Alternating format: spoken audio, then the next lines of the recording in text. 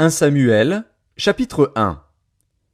Il y avait un homme de Ramathaïm Tsophim, de la montagne d'Éphraïm, nommé Elkana, fils de Jéroham, fils d'Élihu, fils de Tohu, fils de Tsuf, Éphrasien. Il avait 2 femmes, dont l'une s'appelait Anne, et l'autre Pénina. Pénina avait des enfants, mais Anne n'en avait point. Chaque année, cet homme montait de sa ville à Silo, pour se prosterner devant l'Éternel des armées et pour lui offrir des sacrifices. Là se trouvaient les 2 fils d'Éli, Ophni et Phiné, sacrificateurs de l'Éternel. Le jour où Elkana offrait son sacrifice, il donnait des portions à Pénina, sa femme, et à tous les fils et à toutes les filles qu'il avait d'elle. Mais il donnait à Anne une portion double, car il aimait Anne, que l'Éternel avait rendue stérile. Sa rivale lui prodiguait les mortifications pour la porter à s'irriter de ce que l'Éternel l'avait rendue stérile. Et toutes les années il en était ainsi. Chaque fois qu'Anne montait à la maison de l'Éternel, Pénina la mortifiait de la même manière. Alors elle pleurait et ne mangeait point. Elkana, son mari, lui disait « Anne, pourquoi pleures-tu et ne manges-tu pas? Pourquoi ton cœur est-il attristé? Est-ce que je ne vaux pas pour toi mieux que 10 fils ?» Anne se leva, après que l'on eut mangé et bu à Silo. Le sacrificateur Éli était assis sur un siège, près de l'un des poteaux du temple de l'Éternel. Et, l'amertume dans l'âme, elle pria l'Éternel et versa des pleurs. Elle fit un vœu, en disant « Éternel des armées, si tu daignes regarder l'affliction de ta servante, si tu te souviens de moi et n'oublies point ta servante, et si tu donnes à ta servante un enfant mâle, je le consacrerai à l'Éternel pour tous les jours de sa vie, et le rasoir ne passera point sur sa tête. » Comme elle restait longtemps en prière devant l'Éternel, Éli observa sa bouche. Anne parlait dans son cœur, et ne faisait que remuer les lèvres, mais on n'entendait point sa voix. Éli pensa qu'elle était ivre, et il lui dit « Jusque à quand seras-tu dans l'ivresse?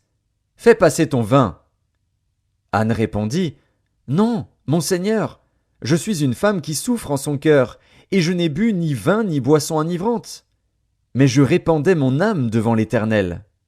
Ne prends pas ta servante pour une femme pervertie, car c'est l'excès de ma douleur et de mon chagrin qui m'a fait parler jusqu'à présent. » Éli reprit la parole et dit « Va en paix, et que le Dieu d'Israël exauce la prière que tu lui as adressée. » Elle dit « Que ta servante trouve grâce à tes yeux. » Et cette femme s'en alla.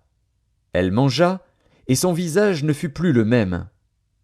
Ils se levèrent de bon matin, et après s'être prosternés devant l'Éternel, ils s'en retournèrent et revinrent dans leur maison à Rama. Elkana connut Anne, sa femme, et l'Éternel se souvint d'elle. Dans le cours de l'année, Anne devint enceinte, et elle enfanta un fils, qu'elle nomma Samuel, car, dit-elle, je l'ai demandé à l'Éternel. Son mari Elkana monta ensuite avec toute sa maison pour offrir à l'Éternel le sacrifice annuel et pour accomplir son vœu. Mais Anne ne monta point, et elle dit à son mari, « Lorsque l'enfant sera sevré, je le mènerai, afin qu'il soit présenté devant l'Éternel et qu'il reste là pour toujours. » Elkana, son mari, lui dit, « Fais ce qui te semblera bon, attends de l'avoir sevré. Veuille seulement l'Éternel accomplir sa parole. » Et la femme resta et allaita son fils, jusqu'à ce qu'elle le sevrât. Quand elle l'eut sevré, elle le fit monter avec elle, et prit 3 taureaux, un épha de farine, et une outre de vin. Elle le mena dans la maison de l'Éternel à Silo. L'enfant était encore tout jeune. Ils égorgèrent les taureaux, et ils conduisirent l'enfant à Éli. Anne dit, « Mon Seigneur, pardon. Aussi vrai que ton âme vit, mon Seigneur, je suis cette femme qui me tenait ici près de toi pour prier l'Éternel. C'était pour cet enfant que je priais, et l'Éternel a exaucé la prière que je lui adressais.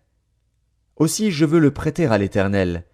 Il sera toute sa vie prêté à l'Éternel. » Et ils se prosternèrent là devant l'Éternel.